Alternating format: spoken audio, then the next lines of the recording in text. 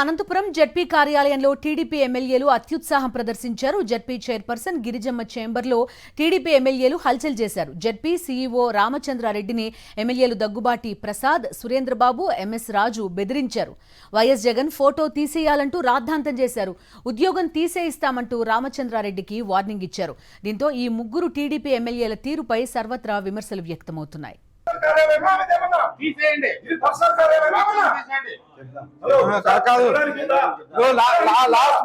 Last meeting అప్పుడు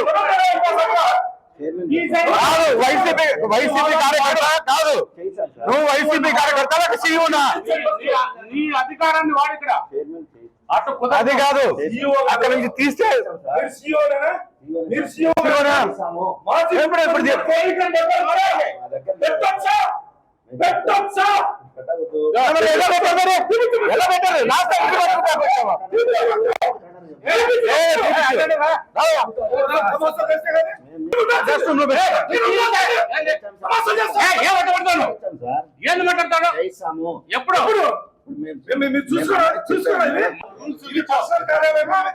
తీసేయండి.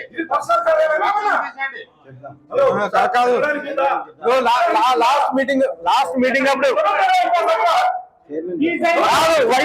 YCP కార్యకర్త కాదు, నువ్వు వైసీపీ కార్యకర్త నీ అధికారాన్ని వాడు ఇక్కడ అది కాదు, అక్కడ నుంచి తీస్తే